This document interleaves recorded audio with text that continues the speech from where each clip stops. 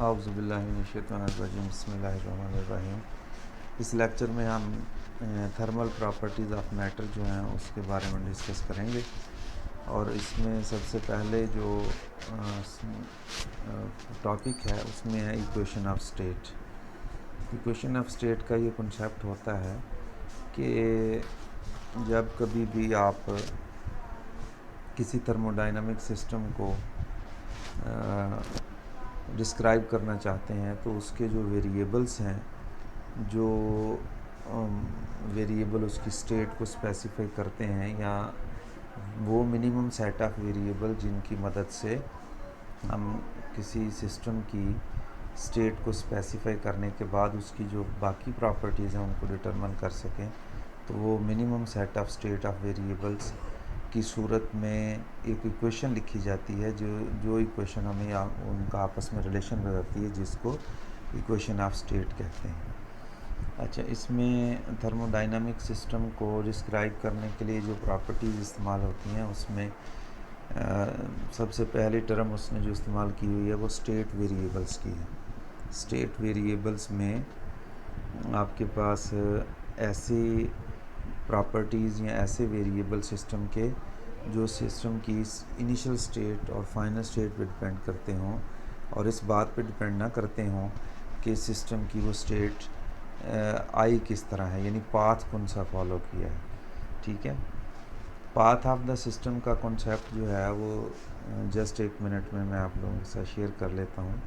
फ़र्ज़ किया मैं एक सिस्टम है आपके पास, उसकी पीवी डायग्राम बनाता हूँ, इस तरफ को वॉल्यूम है, इस तरफ को, और वो वॉल्यूम इस तरह से चेंज होता है, प्रेशर P1 से P2, और वॉल्यूम जो है वो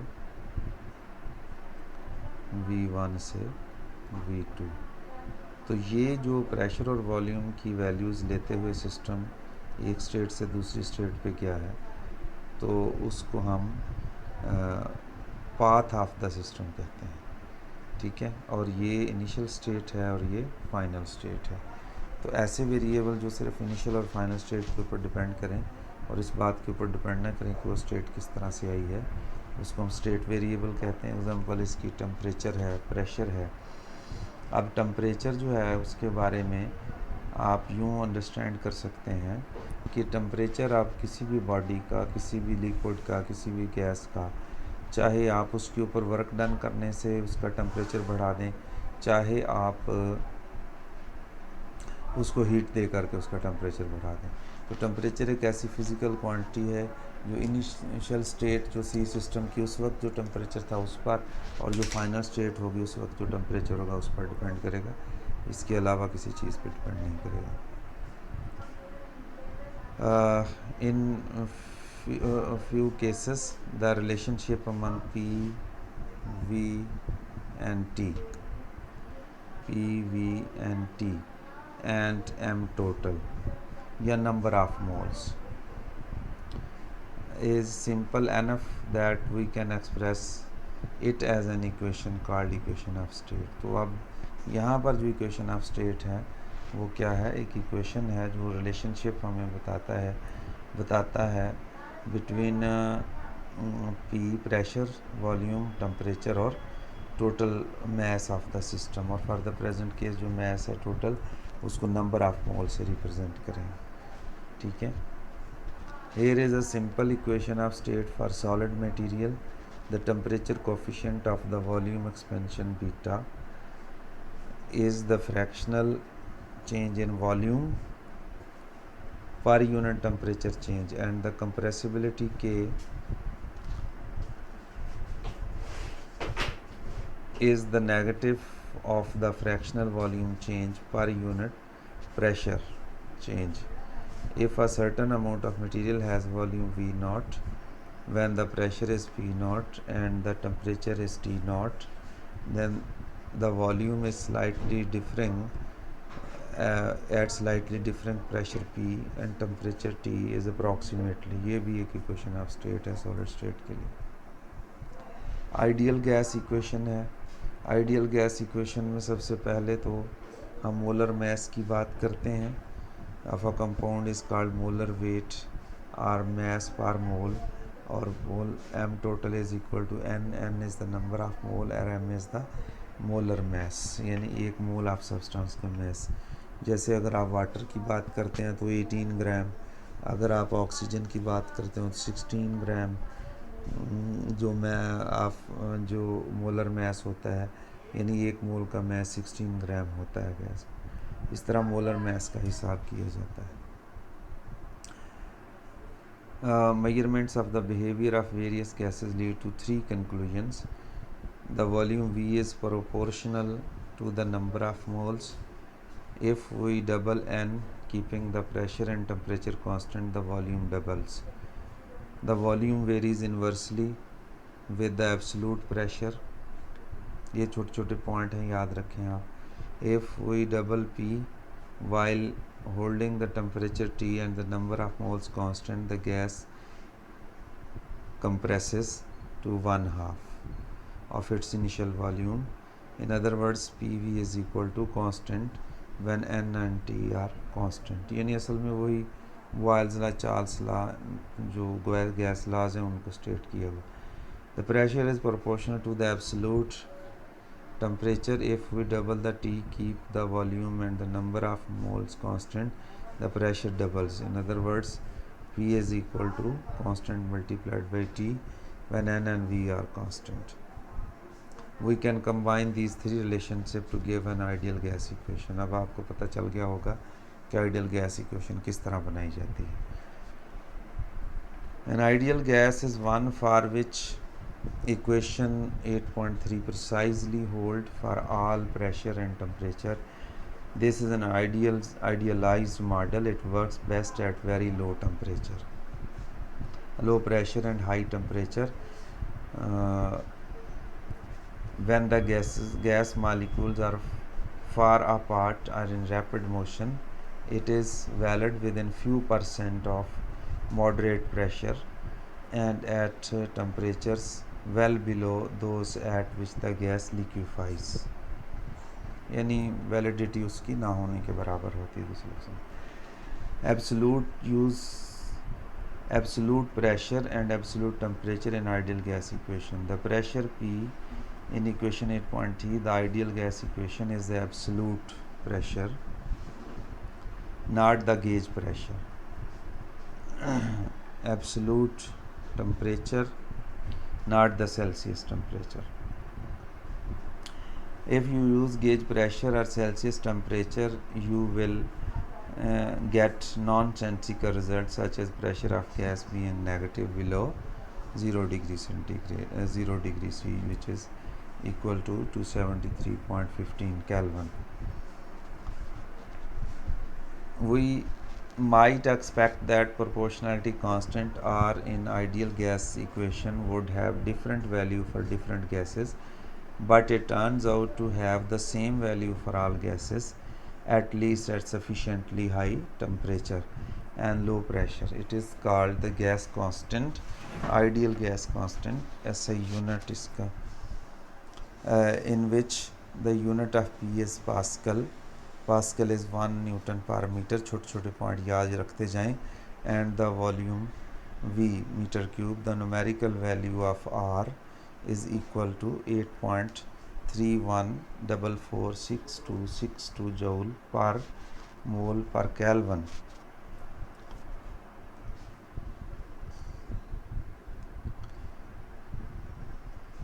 We can express the ideal gas equation 8.3 in terms of mass of a gas. M total is equal to Nm. So in that case, PV is equal to M total over molar mass into RT. वही number of moles इसी तरीके से define होते हैं। From this we can get an expression for density of the gas. Rho is equal to Rm. ये भी आप याद रखें कि density of gas directly इस तरह भी calculate की जा सकती है। Density versus pressure.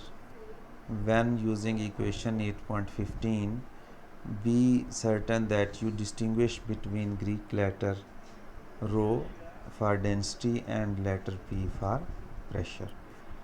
For a constant mass of an ideal gas, the product Nr is constant. so that the quantity PV over T is also constant.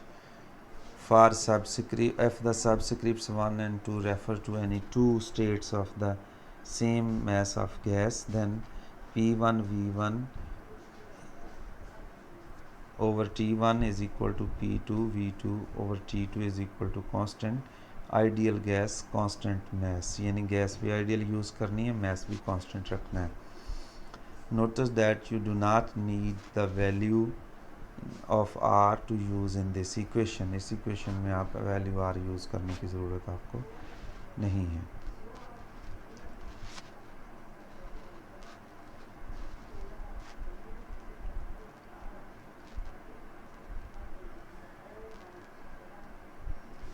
ये कुछ examples हैं, किताब आपके पास है, आप इसको देख लें. अब हम थोड़ी सी बात करते हैं van der Waals equation of state की. आइडियल गैस के लिए इक्वेशन 8.33 वो जो PV is equal to NRT वाली मशहूर इक्वेशन है, फेमिलियर इक्वेशन है. Model that ignore the volume of the, और उसमें हमने वॉल्यूम ऑफ मॉलिक्यूल को इग्नोर किया हुआ था, एंड द अट्रैक्टिव फोर्सेस, और जो अट्रैक्टिव फोर्सेस थी बिटवीन दैम वो भी इग्नोर की हुई.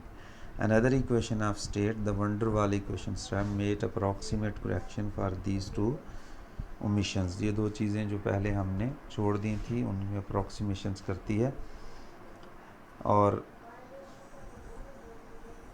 इज़ नेम्ड एज, और इसमें जो इंटरेक्शन बिटवीन एटम्स हमने कंसिडर करनी है वो है van der Waals interactions. The van der Waals equation is, van der Waals equation में P plus A some constant है, नंबर ऑफ मोल्स का square over volume square, V minus NB is equal to NRT. PV की जगह अब अगर आप गौर करें तो ये इक्वेशन थी PV is equal to NRT. अब आप गौर करें प्रेशर में चेंज आया है और यहाँ से वॉल्यूम में चेंज आया है, और दो इसमें एडजस्टेबल कांस्टेंट हैं. फॉर डिफरेंट गैसेस रफली speaking B represents the volume, B represents the volume of a mole of molecules. The total volume of the molecule is NB, molecules NB. The volume remaining in which the molecules can move is V minus NB. ये बात अब आपको समझ आ गई कि ये असल में जब हमने गैस के मालिक्यूल्स का वॉल्यूम फाइनाइट लिया है तो फिर B जो है वो एक मालिक्यूल का मैस ले लें और उसके साथ नंबर ऑफ़ मोल्स को हमने मल्टीप्लाई किया है, एक का नहीं, क्योंकि नंबर ऑफ़ मोल्स से मल्टीप्लाई किया है तो ये पूरी गैस का मालिक्यूल वॉल्यूम होगा एक मोल का, और नंबर ऑफ़ मोल्स जो हैं वो उससे मल्टीप्लाई किया गया. The constant A depends upon the attractive intermolecular forces, attractive intermolecular forces के ऊपर डिपेंड करेगा, और which reduces the pressure of a gas by pulling the molecules together as they push on the walls of the container. हमें पता है कि जो pressure है वो वॉल्स ऑफ द कंटेनर के ऊपर किस वजह से बनता है, वो जब मालिक्यूल जाके वहाँ पर स्ट्राइक करते हैं तो वो प्रेशर बनाते हैं. जब हमने अस्यूम किया हुआ था कि उनके दरमियान कोई अट्रैक्टिव फोर्स नहीं है तो उस सूरत में वो वॉल्यूम जो है वो जो प्रेशर है वो मैक्सिमम होगा. लेकिन अब जब कोई मालिक्यूल वॉल के साथ जाके टकराने की कोशिश करेगा तो उसके नतीजे में वहाँ पर उसके बिहाइंड जो मालिक्यूल्स होंगे वो उनको अट्रैक्ट करेंगे इंटरमालिकुलर फोर्स की वजह से, जिसकी वजह से वॉल्यूम जो है उसमें कमी आ जाएगी. The decrease in pressure is proportional to the number of molecules per unit volume in a layer near the wall, and also proportional to the number per unit volume in the next layer beyond the wall. Hence the decrease in pressure due to intermolecular forces is proportional to n square over v square. When n over v is small, यानी gas जो है वो dilute हो, the average distance between molecule is large, the concentration in the van der Waals, the corrections in the van der Waal equation become insignificant. ये उसने example दी है for carbon dioxide, the constants in the van der Waal equations are A is equal to 0.364 joule meter cube per mole square, और B is equal to 4.27 into 10 to the power minus 5 meter cube per mole. 1 mole of an ideal gas T is equal to 0 degree C and pressure P is equal to this occupies the volume 0.0224। ये point याद रखें, MCQ में पूछा जा सकता है। 1 mole of carbon dioxide, this volume at this temperature would be the pressure 532 pascal, less than 1 atmosphere. The difference of only 0.5% from the ideal gas values। ये असल में उसने कंपैरिजन करके दिखाया है कि आप लो डेंसिटी यानी डाइल्यूट गैसेस के लिए आप उसी को इस्तेमाल कर सकते हैं। पीवी डायाग्राम्स हैं, we could in principle represent PVT relationship graphically on the surface as a surface in a three-dimensional space with coordinates PVT, PV and T. This representation is useful, but ordinary two-dimensional graphs are usually more convenient. यानी 3 dimension में हम इसको represent कर सकते हैं, लेकिन 2 dimension वाले graph ज़्यादा कन्वीनियंट होते हैं। One of the most useful of these is the set of graphs of pressure as a function of volume. Set of graphs pressure as a function of volume, each of for a particular constant temperature, और हर एक को constant temperature के लिए represent करते हैं। Such a diagram is called PV diagram. Each curve represents the behavior at a specific temperature, so it is called isotherm और PV isotherm।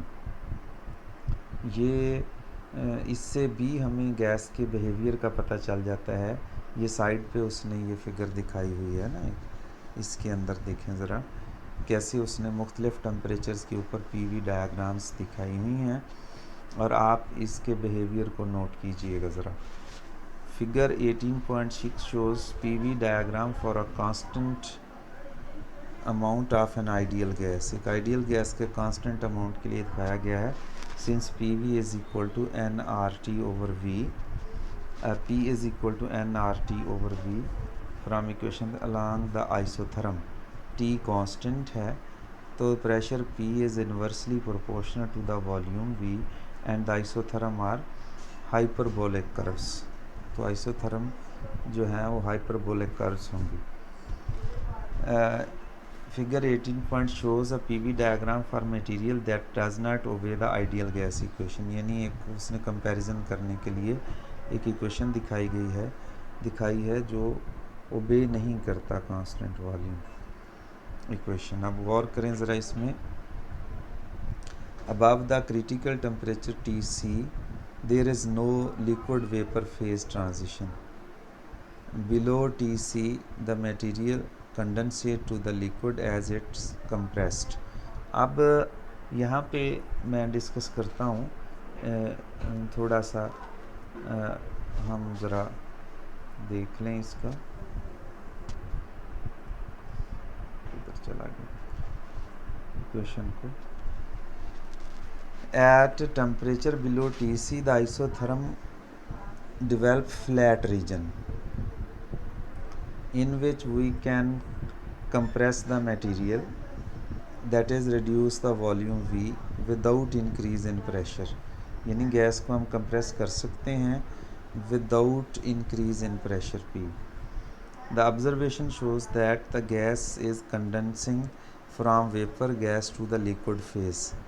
The flat parts of the isotherm is in shaded area of equation. This represents the conditions of liquid vapor phase equilibrium। ये है हमारे पास।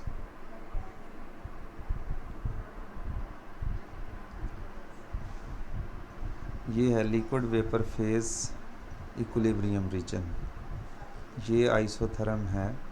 ये जो भी isotherm इस reason में से पास करेगी, इस रीजन में से, ये जो शेडेड है, ये liquid vapour phase equilibrium region है। इसमें लिक्विड्स भी होते हैं और वेपर्स भी होते हैं, और लिक्विड वेपर फेज रीजन जो है वो फिर एग्जिस्ट करता है।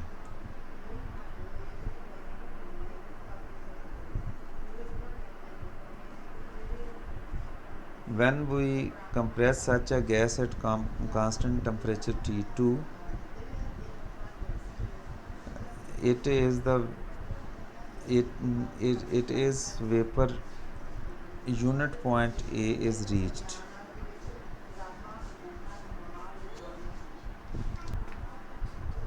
तो इस सूरत में यहाँ पे कहता है कि अगर T2 टेम्परेचर वाला ग्राफ एक दफ़ा देख लें, फिर हम उसकी एक्सप्लेनेशन पढ़ें ज़रा। इस ग्राफ में आप देखें टेम्परेचर T2 ये है, और इस T2 टेम्परेचर में ये हुआ है, ये इस तरह से ये ग्राफ गया है।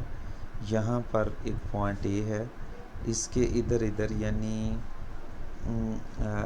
टेम्परेचर T2 के ऊपर हमने गैस का प्रेशर जो है वो डिक्रीज़ किया।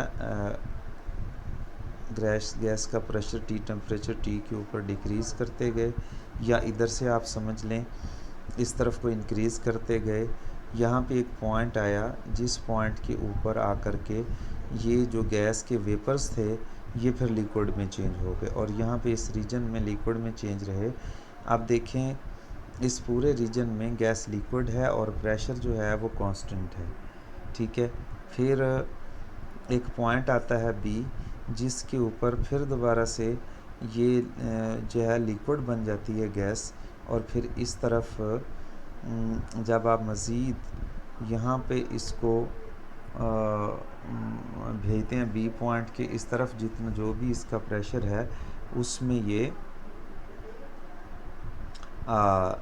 लिक्विड फेज़ में रहती है, ठीक है।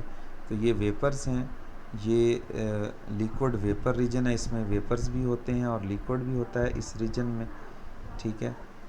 ये देखें ग्राफ का ये वाला हिस्सा, और इस रीजन में ये लिक्विड है।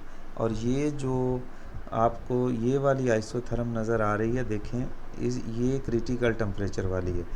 इस टेम्परेचर से ऊपर जो है वो गैस हमेशा गैस ही रहती है, लेकिन इस टेम्परेचर के बिलो जितने भी टेम्परेचर्स के ऊपर हम, तो उसमें वेपर और लिक्विड फेजेस आ जाती हैं आपके पास। तो इस तरह से कि मखसूस टेम्परेचर के बिलो हम गैस को लिक्विड और वेपर फेज़ में चेंज कर सकते हैं। Then it begins to liquefy.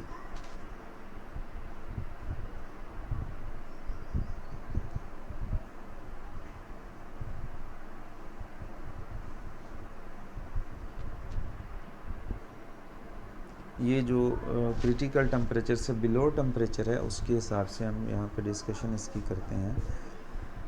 Then it begins to, it is vapour until point A reached, वो उधर से जो बताया था आपको। Then it begins to liquefy as the volume decreases further, more material liquefies and both the pressure and the temperature remain constant at point B. All material is in the liquid state. After this, any further compression requires a very rapid rise of pressure. यानी आपको मज़ीद अगर आपने compress करना है तो बहुत ज़्यादा प्रेशर चाहिए, because liquids are in general much less compressible than gases. At a lower constant temperature T1, similar behavior occur, but the condensation begins at lower pressure and greater volume than the constant temperature T2.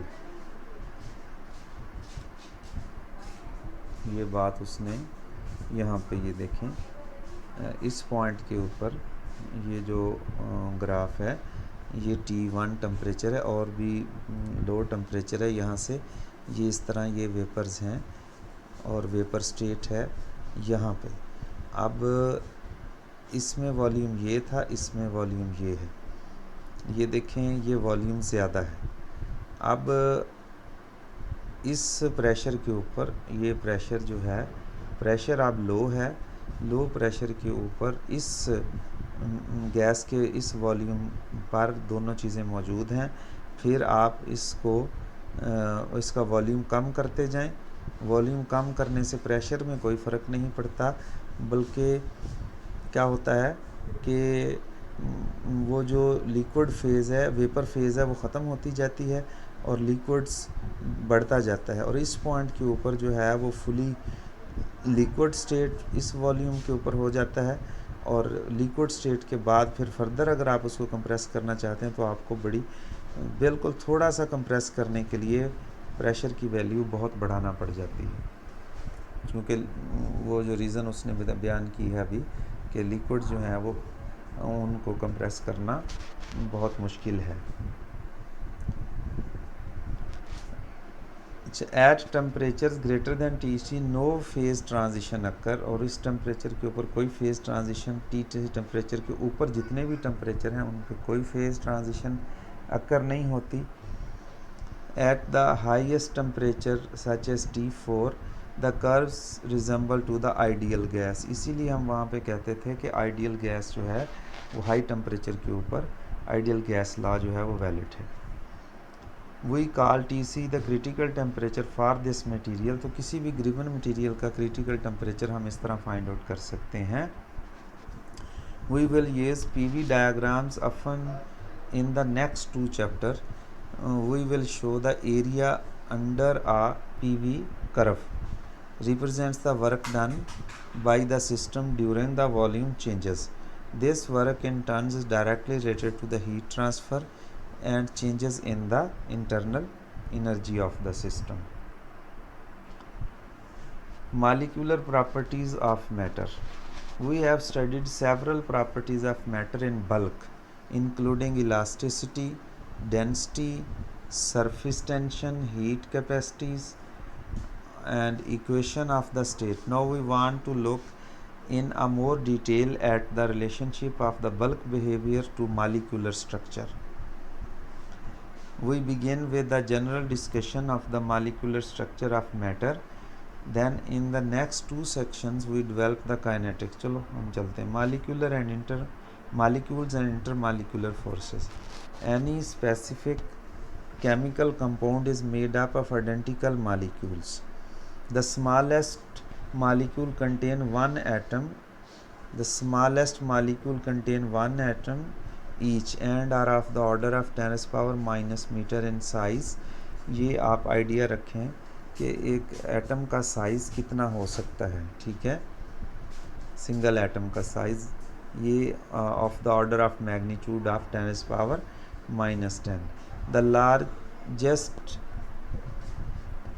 contain many atoms are at least 10,000 time larger. और ये 10,000 times जो है वो larger हो सकते हैं molecules ना, इससे 10,000 time larger. In gases the molecules move nearly independently. In liquids and solids they held together by intermolecular forces. These forces arise from interaction among electrically charged.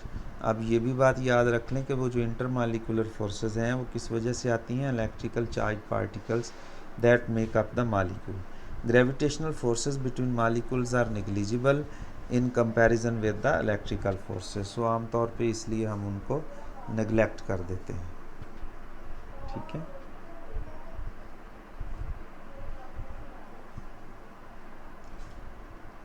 The interaction of 2-point electric charges is described by a force, repulsive force like charges, attractive for unlike charges with the magnitude proportional to 1/r square, where r is the distance between 2 points. We will study this relationship called Coulomb's law. Molecules are not point charges but complex structures containing positive and negative charges and their interactions are more complex. यानी उनकी interaction जो है वो simply point charges वाली interaction नहीं होती जो आमतौर पे हम डिस्क्राइब करते रहते हैं, बल्कि मालिक्यूल के दरमियान जो फोर्सेस हैं, गैस मालिक्यूल के दरमियान वो जो फोर्सेस हैं वो डिस्टेंस डिपेंडेंट होती हैं। और जब हम दोनों मालिक्यूल्स के दरमियान डिस्टेंस जो है उसको इंक्रीज़ या डिक्रीज़ करते हैं तो उसके नतीजे में फ़ोर्स जो है वो इंक्रीज़ और डिक्रीज़ होती है। Where a positive F R correspond to the repulsive force and negative FR correspond to the attractive force. When molecules are far apart, the intermolecular forces are very small and usually attractive. याद रखना.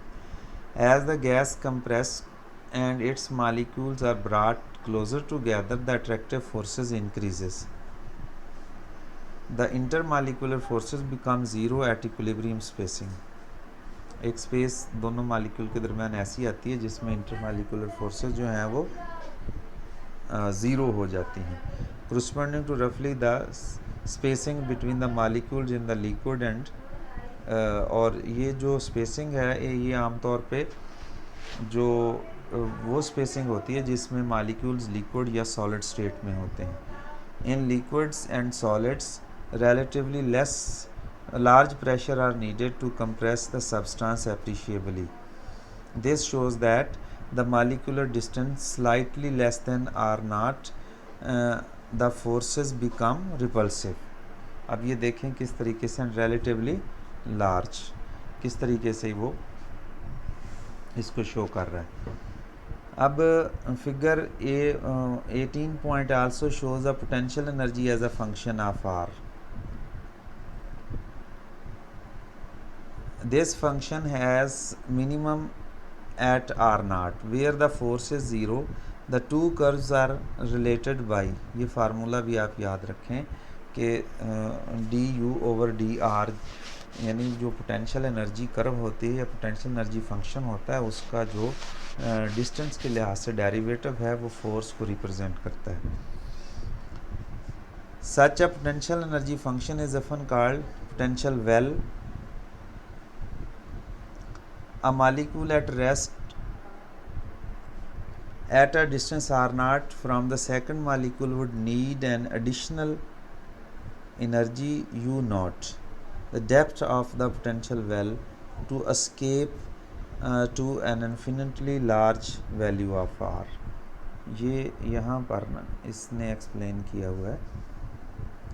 ये potential energy curve है blue colour में जो potential energy curve है इस curve का derivative जो है वो ये वाली कर्व है रेड वाली. अब ये जो यहाँ पर देखें इसका डेरिवेटिव जो है ये u0 पोटेंशियल एनर्जी के ऊपर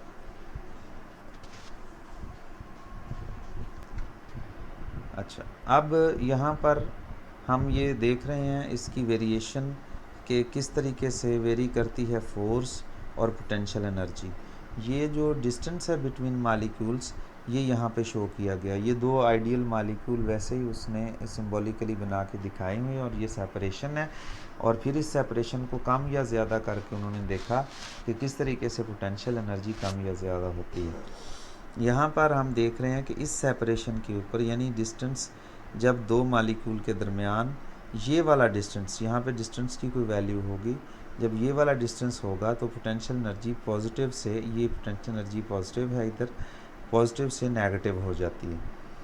और जो ही हम मज़ीद डिस्टेंस बढ़ाते हैं तो ये एनर्जी मिनिमम हो जाती है. मिनिमम नेगेटिव यानी मैक्सिमम नेगेटिव मीन जितनी मैक्सिमम डेफिशिएंसी किसी भी सिस्टम में हो सकती है वो यहाँ पर हो जाती है और फिर उसके नतीजे में मालिक्यूल स्टेबल हो जाता है और फोर्स जो है वो ज़ीरो हो जाती है. ये रेड वाली लाइन जो फोर्स की है और ये यहाँ पे इस एक्सेस को क्रॉस कर रही है, इसका मतलब इस डिस्टेंस के ऊपर फोर्स नेगेटिव है और जब फोर्स नेगेटिव होती है तो सिस्टम इक्विलिब्रियम में होता है, तो मॉलिक्यूल वो इक्विलिब्रियम में चला जाएगा। Molecules are always in motion. Molecule जो है वो हमें पता है हमेशा मोशन में होते हैं। Their kinetic energies usually increases with temperature. At very low temperature, the average kinetic energy of the molecule may be much less than the depth of the potential well. The molecules then condense into the liquid, और फिर इस वजह से वो molecule जो है वो liquid state में चले जाते हैं और solid state phase में with average intermolecular spacing of R0. But at higher temperature, the average kinetic energy become larger than the depth of U0 of the potential well. Molecules can then escape the intermolecular forces and become free to move independently as in the gaseous phase of the matter. फिर वो gaseous phase of matter में चले जाते हैं। In solids, molecule vibrate about more or less fixed points. In a crystalline solid, these points are arranged in crystal lattice. Cubical structure of sodium chloride ये आप सबने देखी हुई है। Figure 8.10 shows the scanning tunneling microscope image of individual silicon atom on the surface of a crystal. ये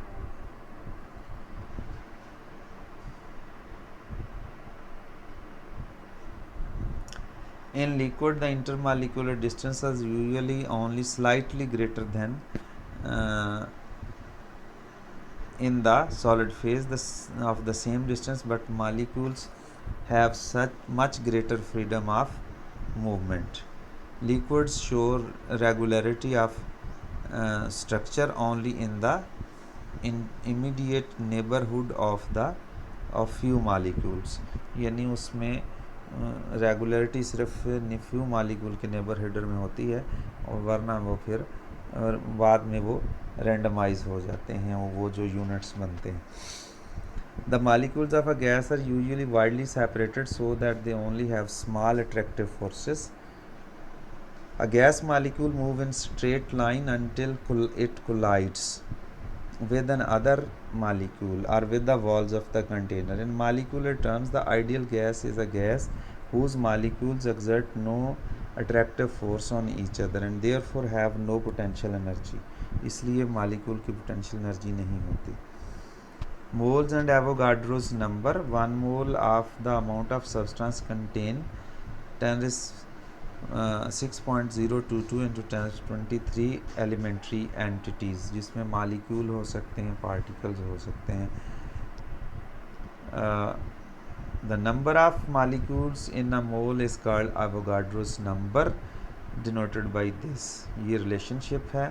The molar mass m of a compound is the mass of 1 mole and it is equal to the mass of a single molecule multiplied by the Avogadro's number. ये single molecule का mess है, ये Avogadro's number है, ये molar mass आ जाएगा।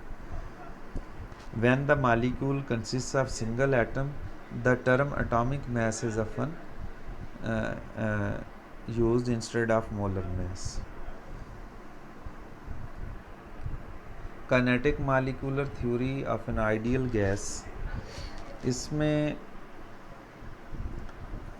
कोई भी finite volume we जो है उसमें लार्ज नंबर ऑफ मॉलिक्यूल्स होते हैं और आइडेंटिकल मैस होता है, हर मॉलिक्यूल के मैस m है। The molecule behave as a point particle ताकि उनके दरमियान इंटरेक्शन ज़ीरो हो जाए, और small compare to the size of the container the average distance between the molecules, यानी दूर दूर होते हैं मॉलिक्यूल बहुत। मॉलिक्यूल्स इन कांस्टेंट मोशन और each molecule collide occasionally with the walls of the container. The collision are perfectly elastic. The container wall are rigid and infinitely massive, यानी उनको कोई मॉलिक्यूल जो है वो मूव नहीं करवा सकता, इन्फिनिटी मैसिव अस्यूम किए जाते हैं। फिर हम pressure of a gas calculate करते हैं। ये एफएससी में भी आप लोगों ने किया हुआ है। अगर कोई आइडिया आपको ना समझ आए तो आप उसे वहाँ पे कांटेक्ट कर सकते हैं। ये इसने प्रेशर का फार्मूला कैलकुलेट कर लिया हुआ है, n number of molecules, m mass of each molecule, v x square यानी जो x कंपोनेंट है वेलोसिटी का उसका square divided by total volume of the gas. ठीक है, तो pressure exerted by the gas depends upon the number of molecules per unit volume, ये important point है, याद रखना, and speed of the molecules। ठीक है, 3 पॉइंट्स हैं जो प्रेशर 3 पॉइंट्स के ऊपर डिपेंड करता है कि नंबर ऑफ मॉलिक्यूल्स कितने हैं पर यूनिट वॉल्यूम, नंबर 2 हर मॉलिक्यूल का मास क्या है, और नंबर 3 हर मॉलिक्यूल की स्पीड क्या है। Pressure and molecular kinetic energies, ये एवरेज काइनेटिक एनर्जी कैलकुलेट कर ली उसकी, और pressure P V is equal to 1/2 n half m v square average, यानी हर मालिक्यूल की जो एवरेज स्पीड है उसका स्क्वायर यहाँ पे इस्तेमाल कर लिया है। तो ये पी वी के बराबर है, प्रेशर और वॉल्यूम का प्रोडक्ट है।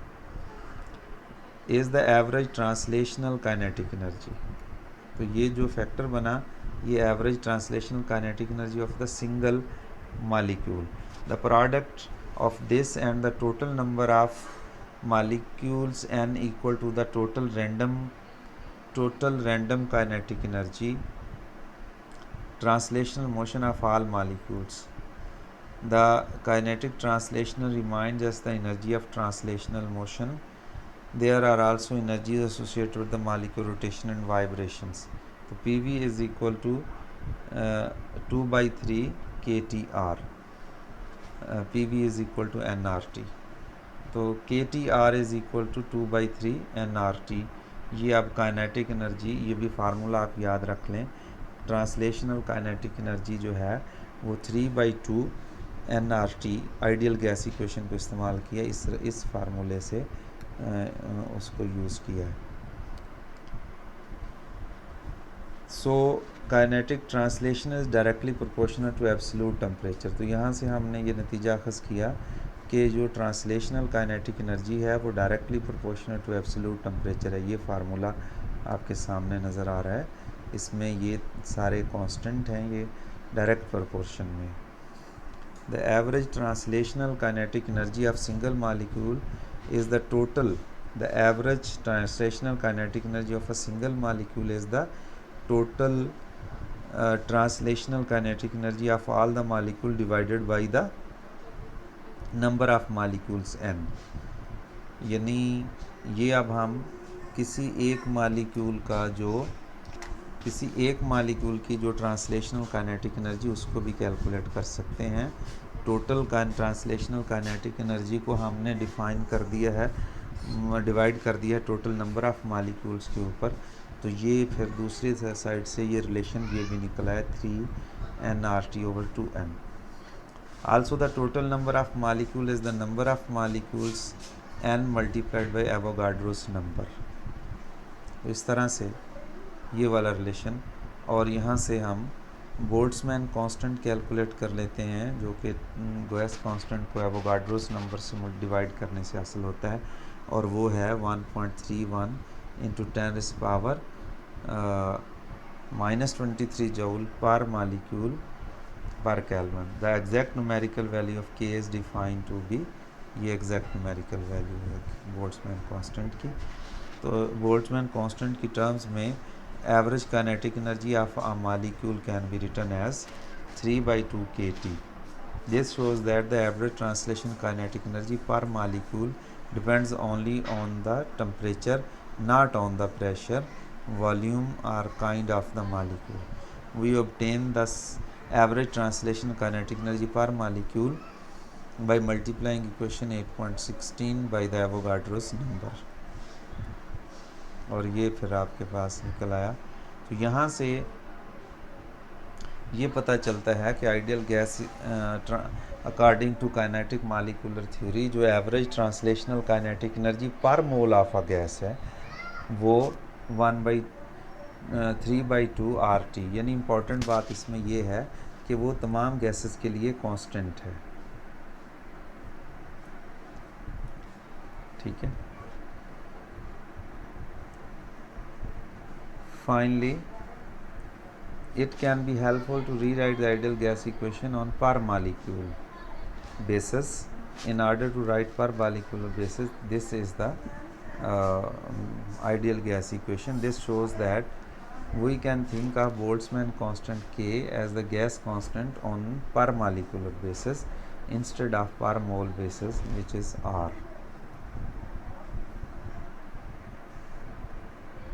The concept of heat capacities. Heat capacity का कॉन्सेप्ट जो है वो गैसेस के लिए यहाँ पे उसने इस्तेमाल किया है कि energy in transit when we add the heat to a substance we are increasing its molecular energy.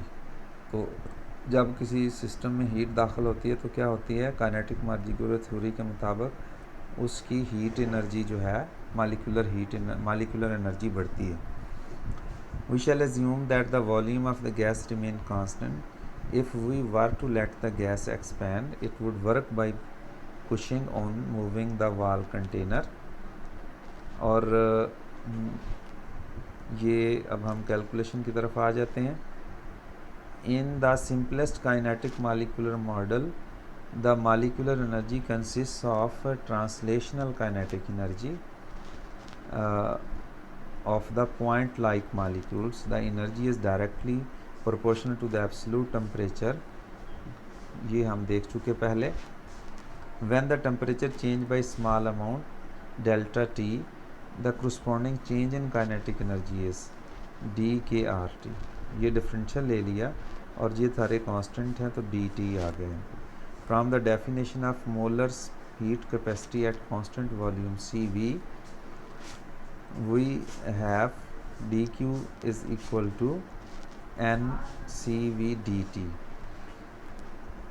where dq is the heat input needed for the temperature change delta T. Now if KTR represents the total molecular energy, we have assumed that dq and dkTR must be equal. So in that case ncv dt is equal to 3/2 nRT और cv is equal to 3R. तो again kinetic molecular theory से हमें पता चला कि किसी भी gas की जो मोलर स्पेसिफिक हीट है एट कांस्टेंट वॉल्यूम वो एक कांस्टेंट है, 3/2 ऑफ R है। ये आप कैलकुलेशन आपको MCQ में करनी पड़ जा सकती है। ये देखें, ये एक गैस है और ये किसी भी गैस का जो स्पेसिफिक हीट है इसके मुताबिक 12 जूल पर kilo. For comparison table 1 gives the measured value of CV for several gases. We see that monatomic gases, for monatomic prediction is right on the money, but it is the way of for diatomic and polyatomic gases के लिए ऐसा नहीं है। ये देखें, हमारी इस calculation के मुताबिक हर गैस की जो molar specific heat at constant volume है वो ये होनी चाहिए, 12 के अराउंड अबाउट होनी चाहिए। तो ये ठीक है यहाँ तक, लेकिन डाइटॉमिक मॉलिक्यूल के लिए ऐसा नहीं है और पॉलीटॉमिक मॉलिक्यूल के लिए भी ऐसा नहीं है। तो वो चेंजेस आती हैं उसके अंदर। ये पॉइंट आपके साथ जो है वो शेयर करना था कि गैसेस में बज़ाहिर ऐसे लगता है कि इस फार्मूले से ये कांस्टेंट है, लेकिन ये जो कांस्टेंट है ये हमारी यहाँ पर 3/2 R फेल हो जाता है जब गैसेस डाइटॉमिक और ट्राईएटॉमिक होती हैं। अब हम देखना चाहेंगे कि ऐसा क्या होता है जिसकी वजह से डाईटॉमिक गैसेस और ट्राईटॉमिक गैसेस जो हैं उनकी सूरत में ये फेल हो जाता है मामला। This comparison tells us that our point molecule model is good enough for the monoatomic gases, but for diatomic and polyatomic you need something more sophisticated. For example, we can picture a diatomic molecule as 2-point masses like the little elastic dumbbell. These atoms may also vibrate along the ये अब additional kinetic energy उसमें आ जाएगी associated with the rotation about the centre of the mass. अब centre of mass के about ये इस तरह मालिक्यूल अब कंसिडर होगा। ये एक मालिक्यूल यानी एटम का मैस है, दूसरे एटम का मैस मालिक्यूल इस तरह डम्बल शेप है। ये इसका अगर सेंटर ऑफ मैस है तो अब ये एक्सिस ऑफ रोटेशन है, ये इसके अबाउट मालिक्यूल जो है वो किसी भी एक्सिस के अबाउट रोटेट कर सकता है, जिसकी वजह से रोटेशनल काइनेटिक एनर्जी इसके पास आ जाएगी। जो पॉइंट लाइक पार्टिकल जब हम कंसिडर कर रहे थे या इस पूरे मालिक्यूल को पॉइंट लाइक कंसिडर करें तो वो कंसिडरेशन इसमें नहीं आ सकती। तो इसके लिए फिर हमें अलहदा से डाईटॉमिक मालिक्यूल का मॉडल कंसिडर किया, तो उससे पता चला कि इसमें और डिग्रीज़ ऑफ फ्रीडम भी हैं। मसलन एक तो ये रोटेशन कर सकता है किसी भी एक्सिस के अबाउट, और दूसरा ये मालिक्यूल इस तरीके से वाइब्रेट भी कर सकते हैं, यानी ये मालिक्यूल इस तरीके से वाइब्रेट कर सकते हैं अपने ही एक्सिस के अलाउंग। तो इस तरह हमें रोटेशनल डिग्री ऑफ फ्रीडम और वाइब्रेशनल डिग्री ऑफ फ्रीडम जो है वो भी बीच में शामिल करनी पड़ेगी इन ट्रांसलेशनल के साथ साथ। But when the temperature is when heat flows into monatomic gas at constant volume, all the added energy goes an increase in random translational molecular kinetic energy, जिसको हमने अभी कहा था। Equation 2.3 shows that this rise to the increase in temperature, but when the temperature is increased by same amount in diatomic or polyatomic gas, additional heat is needed to supply the increased rotational and vibrational energies। तो उसमें दो rotational vibrational energies भी शामिल हो जाएंगी। Thus the polyatomic gases have larger molecular heat capacities। इस वजह से उनकी molecular heat capacities larger हो गई, ये एक पॉइंट है। But we do not know how much energy is associated with each additional kinetic energy of the molecule। यानी अब वो जो पहले तो हमने एसोसिएट कर ली ना 1/2/3/2 आर टी या के टी 3/2 के टी हर डिग्री ऑफ फ्रीडम के करस्पॉन्डिंग 1/2 के टी कंसिडर कर ली। अब क्या है this the new principle that we need is called the principle of equipartition of energy. It can be derived from the sophisticated statistical mechanics consideration that derivation beyond the scope। यानी हम यहाँ पे नहीं करेंगे, इसमें सिंपल हम याद रखेंगे MCQs के लिए कि अगर आपके पास कोई भी मालिक्यूल है, कोई भी पार्टिकल है, तो उसकी डिग्रीज ऑफ फ्रीडम हर एक डिग्री ऑफ फ्रीडम के करस्पॉन्डिंग 1/2 kT एनर्जी जो है वो एसोसिएट होती है। ठीक है, तो अगर number of degrees of freedom बढ़ती जाएंगी तो ये एनर्जी भी बढ़ती जाएगी। For monatomic gas there is 3 degrees of freedom और 3 कंपोनेंट्स ऑफ वेलोसिटी होंगे Vx, Vy, Vz। This give the total average translate kinetic energy per molecule 3 × 1/2 kT, और वो कंसिस्टेंट है जो इक्वेशन पहले। For diatomic molecule there are 2 possible axis of rotation. 2 possible axis of rotation हो सकते हैं perpendicular to each other and the molecules axis. यानी जिस तरह आप एक को एक्स एक्सिस कह लें, दूसरे को वाई एक्सिस कह लें, ये आपके पास है कि ये अगर एक्सिस है मालिक्यूल्स का तो इसके परपेंडिकुलर डायरेक्शन एक ये हो गई और एक ये हो गई। इसको हम इसको अगर हम एक्स एक्सिस कह लें तो ये वाई एक्सिस हो जाएगा, ये जेड एक्सिस हो जाएगा। तो मालिक्यूल फिर 2 एक्सिस के अबाउट जो है वो रोटेट कर सकता है, तो इसलिए 2 एडिशनल डिग्रीज ऑफ फ्रीडम होंगी।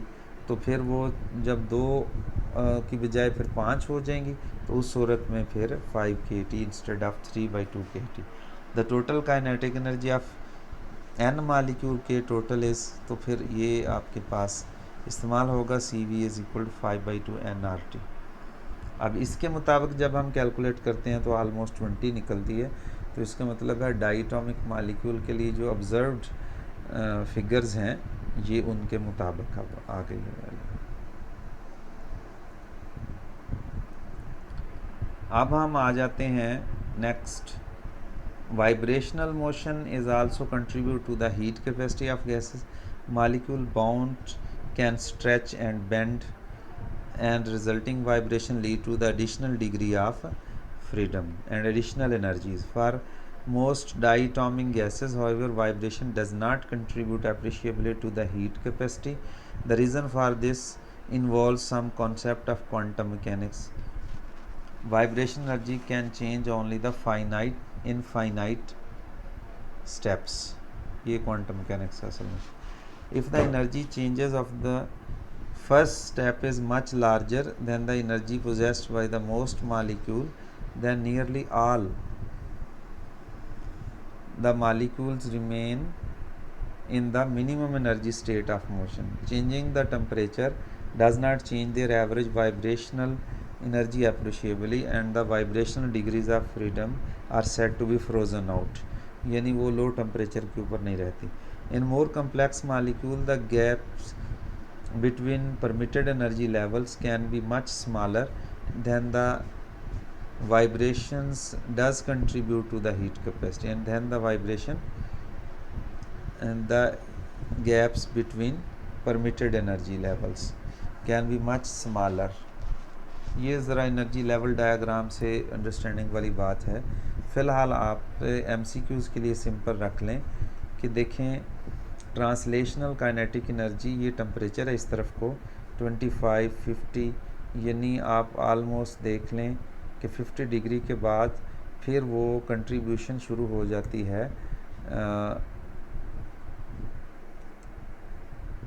नेक्स्ट. और यहाँ पर फिर आलमोस्ट ये कांस्टेंट रहती है. इसमें रोटेशन डिग्री ऑफ फ्रीडम की एनर्जी 5/2 मैक्सिमम रहती.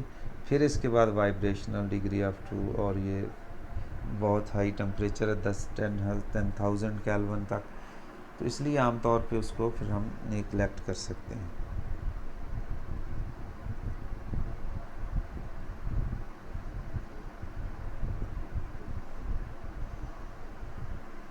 हीट कैपेसिटीज ऑफ सॉलिड्स हैं.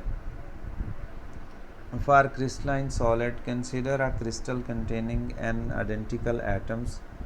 Each atom bound to equilibrium position by interatomic forces. Such material are elastic, so forces must permit stretching and bending. We can think of crystal of, ये इस तरह आप crystal को consider कर सकते हैं जैसे ये दरमियान में स्प्रिंग्स हैं, और यही मॉडल इस्तेमाल होता है रियल में भी कैलकुलेशन करने के लिए. Each atom can vibrate around its equilibrium position and 3 degrees of freedom, corresponding to its 3 components of velocity. According to the equipartition principle, each atom has average kinetic energy of 1/2 kT. In addition, there is a potential energy associated with elastic deformation. For elastic deformation का concept वही है जो FSC में भी आप लोग पढ़ते हो. Harmonic oscillator, it is not hard to show that the average kinetic energy is equal to the average potential energy. In our model of the crystal, each atom is a 3-dimensional harmonic oscillator, और ये spring forces ओबे Hooke's law के मुताबिक ये simple harmonic calculation कर ली जाती है. Thus we expect each atom have average kinetic energy 3/2 kT and the average potential energy 3/2 kT. So an average total energy is 3 kT per atom. So if crystal consists of n atoms of n molecules, if total energy n moles, total energy is equal to 3 nRT. From this we conclude that the molar heat capacity of a crystal should be CV is equal to 3R. So in SI unit जब हम calculate करेंगे तो ये 25 joule पर मोल almost बनेगी.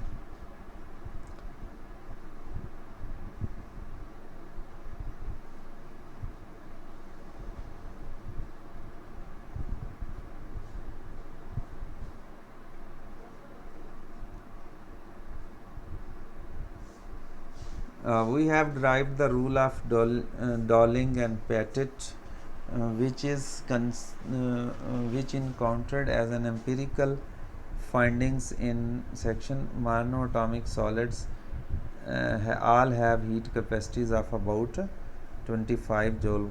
The agreement is only approximate, but given very simple nature of our model, it is quite significant.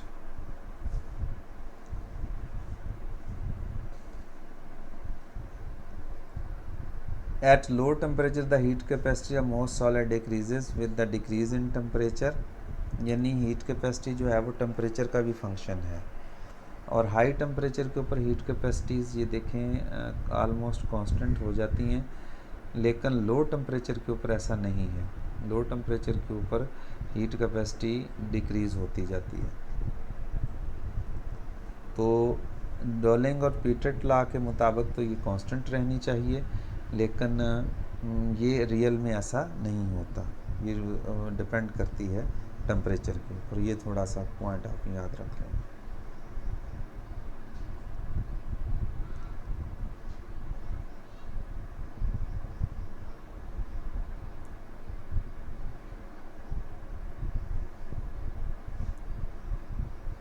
Phases of matter है, ये molecular speed का कुछ कंसेप्ट है.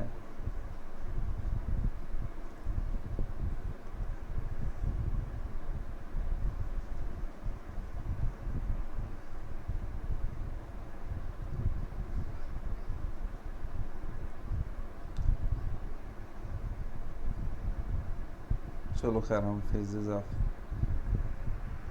An ideal gas is the simplest system to analyze from molecular point of view because we ignore the interaction between molecules, but those interactions are very thing that makes the matter condense into liquid and solid phases under some condition. So it is not surprising that the total theoretical analysis of liquid and solid structure and behavior is a lot more complicated than that for gases. We would not try to go for microscopic picture, but we can talk in general about the phases of matter. We learned that the phase is stable. It is only in the range of temperature and pressure. A transition from one phase to another another ordinarily require a phase equilibrium between two phases, and for a given pressure this occurs only at one specific temperature. ये important point है. A transition from one phase to another ordinarily require phase equilibrium between two phases, and for a given pressure this occurs only at specific temperature. We can represent these conditions on a graph with the axis P and T called the phase diagram. ये एक phase diagram यहाँ पे उसने show की हुई है. इस phase diagram में यहाँ पे इस तरफ को प्रेशर है, इस तरफ को टेम्परेचर है, और इस तरफ को उसने जो स्टेट्स हैं वो दिखाई हुई हैं. ठीक है. Only single phase can exist at each point in the figure except for the point on the solid line where the two phases coexist in phase equilibrium.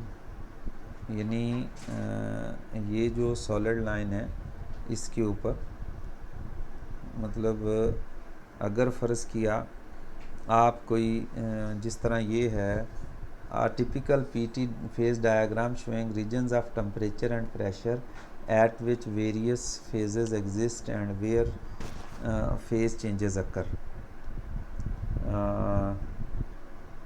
ये एक PT डायग्राम टिपिकल उसने शो की हुई है यहाँ पर। इसमें ये जो रीजन है, ये देखें, अगर फ़र्ज़ किया मैं यहाँ पर बात करूँ तो इस रीजन का मतलब, इस पॉइंट का मतलब ये है कि ये वाला टेम्परेचर और ये वाला प्रेशर, इस टेम्परेचर और प्रेशर के ऊपर ये जिस भी मटेरियल की फेज़ डायग्राम है, ये मटेरियल के वेपर्स होंगे इसमें, यानी वेपर स्टेट में होगा। अगर मैं इस टेम्परेचर और प्रेशर की बात करूं तो यहाँ पे ये लिक्विड स्टेट में होगा और यहाँ पे ये सॉलिड स्टेट में होगा इस टेम्परेचर और प्रेशर। यहाँ पर ये जो सॉलिड लाइन है, ये सॉलिड लाइन, इसके ऊपर ये बाउंड्री है कि अगर आपका टेम्परेचर, इस टेम्परेचर के ऊपर आप प्रेशर थोड़ा सा बढ़ा देंगे तो ये सॉलिड स्टेट में चला जाएगा। और सब्लिमेशन कर्व भी इसको कहते हैं, वेपोराइजेशन कर्व इसको कहते हैं, फ्यूजन कर्व कहते हैं इसको। तो अब हुआ ये है कि अगर हम प्रेशर को कम करते हैं, ये देखिए इस टेम्परेचर और प्रेशर को कम करते हैं तो वो सॉलिड से डायरेक्ट लिक्विड में कन्वर्ट हुए बगैर वेपर स्टेट में चला जाता है। इसको सब्लिमेशन कहते हैं। इसलिए जहाँ तक ये कर्व है वहाँ तक हम इसको सब्लिमेशन कर्व कहते हैं। अब यहाँ पर अगर मैं गौर करें, आप इस टेम्परेचर के ऊपर अगर मैं प्रेशर को कम करूँगा तो ये सिंपली लिक्विड स्टेट से सीधा वेपर स्टेट में चला जाएगा, इसलिए वेपोराइजेशन कर्व कही। फिर यहाँ पर अगर हम इस रीजन में देखें, इस रीजन में यानी इस टेम्परेचर के ऊपर, तो इस प्रेशर के ऊपर देख लेते हैं। इस प्रेशर के ऊपर देखें, जब हम टेम्परेचर को बढ़ाते हैं या टेम्परेचर को कम करते हैं तो ये लिक्विड से सॉलिड बन जाता है, और इस तरफ को टेम्परेचर को इस प्रेशर के ऊपर कम करते हैं या ज़्यादा करते हैं तो ये एक स्पेशल पॉइंट है। इसी को उस मटेरियल का ट्रिपल पॉइंट, और हर मटेरियल का ट्रिपल पॉइंट होता है, और ये एक ख़ास प्रेशर और टेम्परेचर की वैल्यूज़ है जिसके ऊपर ये ऐसा पॉसिबल है कि तीनों फेजेस जो हैं वो कोएग्जिस्ट करती हैं।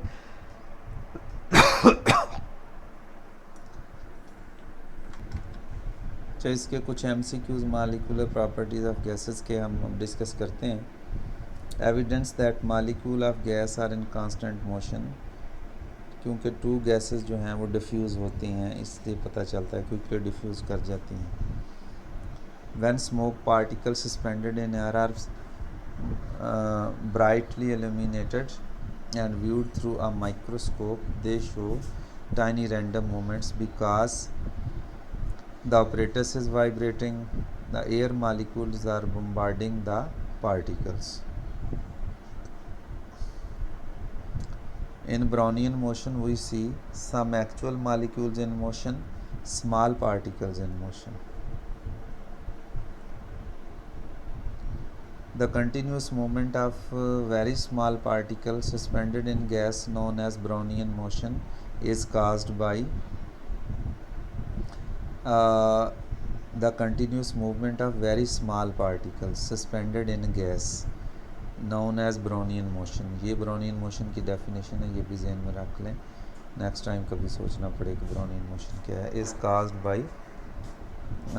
collision between the particles and the gas molecules, इनके दरमियान collision की वजह से होते हैं। Brownian motion of smoke particle in air is evidence of thermal vibration of the atom in the smoke particle, the diatomic nature of air molecules, the energy of the illuminating light beam, the size of distribution of smoke particle, equiprotation of energy between smoke particle and the air. Brownian motion of smoke particle is in air is evidence of.